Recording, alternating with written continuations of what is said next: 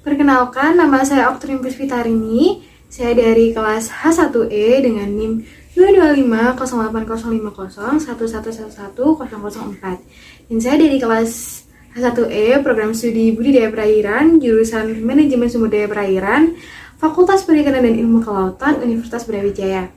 Saya di sini akan mempresentasikan materi ketuhanan dalam rangka untuk memperbaiki nilai kuis saya yang di bawah KKM. Berikut saya ditemani oleh teman saya.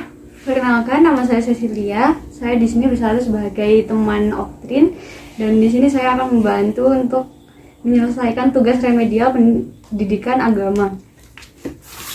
Baik, yang pertama yaitu materi ketuhanan. Di sini kita akan membahas 5 materi. Yang pertama yaitu pertanyaan mendasar, yang kedua yaitu untuk apa manusia hidup, yang ketiga yaitu manusia butuh nabi dan rasul, yang keempat yaitu problematika manusia pada zaman sekarang, nomor 5 yaitu peran iman dalam pembentukan akhlak. 5 materi ini sangat berhubungan karena dalam konsep ketuhanan ini merupakan sesuatu yang dibutuhkan umat Islam atau kita sebagai manusia dalam awal menuju perjalanan kita.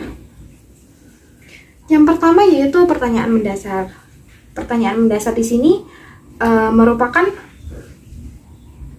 pertanyaan yang ditanyakan beribu-ribu umat manusia bingung. Apa sih pertanyaan-pertanyaan itu? Yang pertama yaitu dari mana manusia berasal. Yang kedua yaitu untuk apa manusia hidup. Dan yang ketiga yaitu kemana kita setelah mati. Mungkin Mbak Cecilia udah pernah mendengar ketiga pertanyaan ini. Nah, apakah Mbak Cecilia juga pernah berpikir apa dari jawaban ketiga pertanyaan ini? Kalau berpikir tentang jawabannya belum, tapi kalau menanyakan hal yang sama iya. Saya mendapat 3 jawaban dari pertanyaan ini, yaitu dari web dosen pengampu kita yaitu Bapak Rohma Rozikin dari web Irtaki Map. Mari kita bahas satu-satu. Yang materi yang kedua yaitu untuk apa manusia hidup. Manusia memerlukan aturan. Apa sih artinya? Manusia memerlukan aturan itu diartikan dalam hidup kita, yaitu manusia membutuhkan sesuatu dalam hidupnya. Nah, manusia dalam memenuhi kebutuhan itu, manusia memerlukan aturan.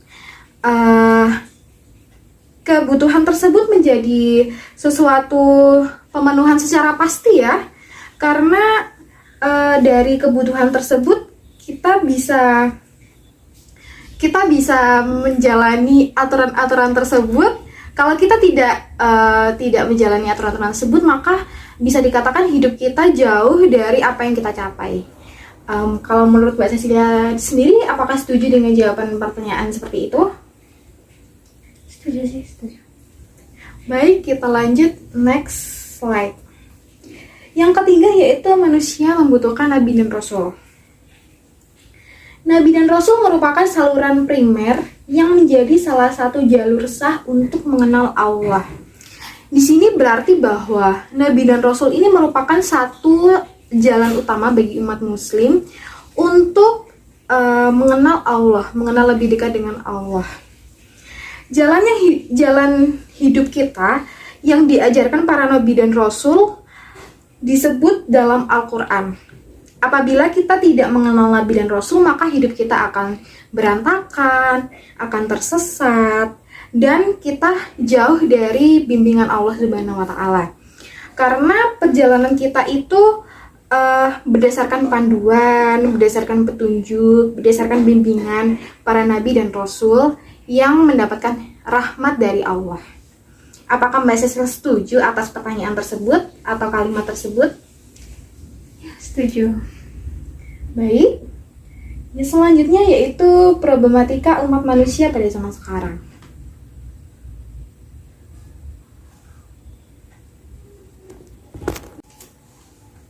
Baik, materi selanjutnya yaitu problematika umat manusia pada zaman sekarang. Pada zaman sekarang banyak problematika yang sangat viral. Mungkin bisa jadi kita menjadi bingung, kenapa sih umat manusia melakukan hal itu? Nah, yang pertama yaitu agnostik. Mungkin Mbak Cecilia pernah dengar agnostik itu? Belum. Oh ya, baik, saya jelaskan. Agnostik itu merupakan menolak hukum Tuhan karena dianggap tidak ada bukti secara ilmiah yang menganggap Tuhan itu ada. Nah, agnostik ini bukan suatu agama ya, tapi suatu kepercayaan. Banyak di Indonesia yang menjalani agnostik. Kalau kata kasarannya itu kita sebagai Islam KTP, itu juga termasuk agnostik. Karena kita tidak menjalani ritual-ritual tersebut, tidak menjalani sholat, tidak menjalani ibadah. Kita hanya tertulis agama Islam di kartu tanda penduduk kita. Nah, salah satu tokoh terkenal di Indonesia yang mempercayai agnostik yaitu Coki Pardede. Apakah Mbak Cecil tahu tokoh tersebut? Ya, pernah tahu. Nah, Coki Pardede ini mungkin kalau dilogikakan di beberapa media sosial mempunyai statement bahwa pada saat mungkin ini cerita sedikit nggak apa-apa Mbak Cecil? Ya, apa enggak? Nah, pada saat di suatu insiden kecelakaan pesawat, ada beberapa orang itu memilih untuk berdoa kepada Allah Subhanahu Wa Taala. Namun kalau statement Coki Pardede ini, apabila Coki berada di insiden pesawat tersebut, Coki memilih untuk tidak berdoa karena percuma katanya kalau berdoa tidak berdoa kita akan jatuh dan meninggal karena insiden pesawat tersebut. Apakah Mbak Cecil setuju dengan statement Coki Pardede? Karena menurut saya itu pernyataan yang agak menyimpang, jadi saya kurang setuju. Nah, ini iya sih, nggak setuju juga. Banyak orang-orang yang nggak setuju sama statement Coki. Mungkin ini sama juga halnya dengan studi kasus ngerokok nggak ngerokok kita mati. Dengan bagaimana cara kita memilih mati dalam keadaan sehat atau mati dalam keadaan berpenyakitan. Sama juga dengan statement Coki, kita mati dalam keadaan husnul khotimah atau mati dalam keadaan jauh dari jalan Allah. Selanjutnya yaitu sekularisme. Sekularisme itu merupakan ideologi kristenisasi. Apakah Mbak Cecil pernah mendengar apa itu kristenisasi atau sekularisme di Indonesia? Belum. Mari kita bahas. Sekularisme itu kristenisasi, di mana kristenisasi ini merupakan ideologi yang kuat dengan mempercayai bahwa masyarakatnya itu membutuhkan Kristen sebagai pandangan hidup mereka. Menurut saya ini di Indonesia sekarang itu agak simpang siur ya, karena dikit-dikit kristenisasi, dikit-dikit kristenisasi. Kita mempelajari dengan studi kasus pas bulan Ramadan kemarin, patung Bunda Maria ditutup terpal. Apakah Mbak Cecil melihat berita tersebut? Lihat, sepertinya. Nah, menurut saya itu hal yang salah. Dan apa hubungannya dengan kristenisasi? Menurut saya, Islam itu, orang yang benar-benar Islam itu mempercayai bahwa hal-hal yang dapat membatalkan puasa itu seperti memasukkan makanan ke dalam 9 lubang yang ada di dalam tubuh kita. Nah, kita belajar dari studi kasus kemarin banget. Sebelum Ramadan ada patung Bunda Maria itu ditutup terpal. Apakah Mbak Cecil pernah melihat atau membaca berita tersebut? Sepertinya pernah. Nah, kita akan bahas apa sih hubungannya sama kristenisasi ini. Kita telah dulu bagaimana cara Islam menghadapi atau menyikapi patung Bunda Maria tersebut. Menurut saya, dengan literatur yang saya baca, Islam yang beneran Islam itu menghargai beberapa agama yang ada di Indonesia. Dalam artian, patung Bunda Maria itu tidak ada hubungannya dengan membatalkan puasa kita. Apakah Mbak Cecil setuju dengan statement tersebut? Setuju. Selain itu, ada beberapa umat muslim yang mengaku bahwa dengan adanya patung Bunda Maria tersebut, maka kita puasanya jadi batal. Seolah-olah kita berpuasa itu dengan cara menyembah dengan patung Bunda Maria. ada beberapa banyak orang di media sosial itu menyebutkan bahwa patung tersebut kalau tidak ditutupi pada saat bulan puasa termasuk kristenisasi. Menurut saya tidak, karena patung tersebut sudah ada sejak zaman dulu, sebelum orang-orang ramai di media sosial. Sebagai umat muslim yang menjalani perintah Allah dan menjauhi larang-larangannya, maka kita harus menghargai agama-agama non-muslim. Kita harus menjaga kerukunan umat beragama.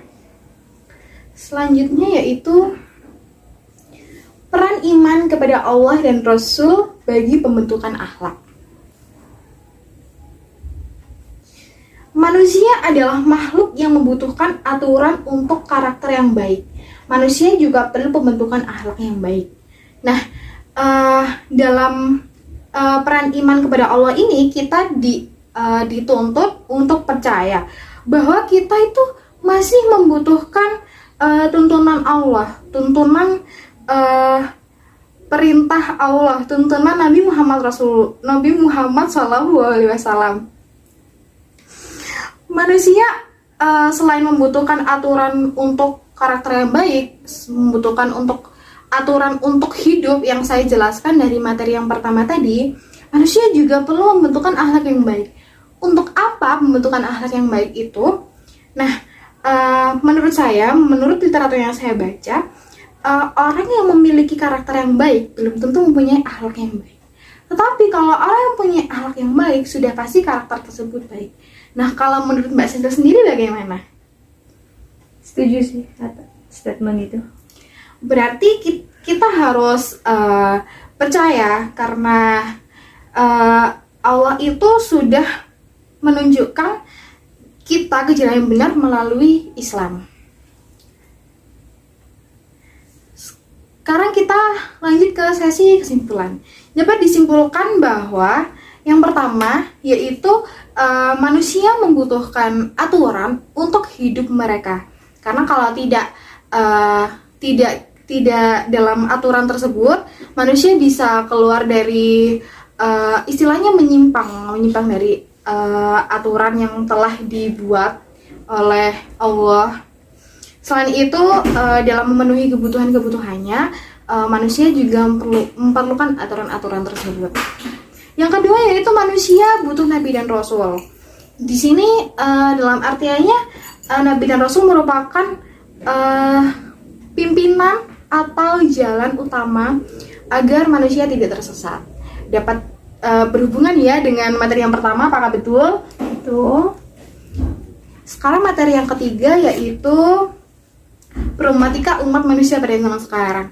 Karena zaman sekarang itu lagi merah-merahnya agnostik sama kristenisasi. Menurut saya itu sebagai umat muslim rahmatan lil alamin, yaitu kita tidak boleh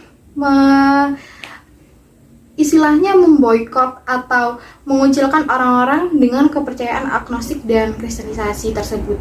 Soalnya kalau kita beneran muslim itu kita menghargai kepercayaan orang, entah menurut kita sendiri itu salah ataupun menurut orang lain itu benar, kita harus menghargai perbedaan tersebut. Karena perbedaan tersebut itu sudah ada sejak zaman Rasulullah SAW dan para sahabat Nabi yang dinamakan ikhtilaf. Selanjutnya yaitu peran iman kepada Allah. Kita harus percaya kepada Allah karena Allah itu sebagai jalan atau sebagai petunjuk kita dalam pembentukan akhlak. Karena pembentukan akhlak yang baik itu juga membutuhkan percaya kepada Allah. Apabila kita percaya kepada Allah, maka kita insya Allah akan mendapatkan akhlak yang baik. Di samping akhlak yang baik, mungkin karakter kita juga bisa mengikuti baik juga. Terima kasih. Itu yang dapat saya sampaikan dari materi yang pertama, yaitu ketuhanan sebagai perbaikan nilai kuis saya. Saya di sini Oktun Puspitarini dengan NIM 22508-505011111004, kelas H1E program studi Budidaya Perairan, jurusan Manajemen Sumber Daya Perairan, Fakultas Universitas Brawijaya. Mengucapkan terima kasih. Sebelum saya tutup, apakah Mbak Sisil ada pertanyaan? Tidak, sudah cukup. Baik, terima kasih Mbak Cecil atas partisipasinya dalam mendukung saya untuk remedial matkul agama ini. Baik, sama-sama. Karena kita berada di penghujung acara, maka saya ucapkan wassalamualaikum warahmatullahi wabarakatuh.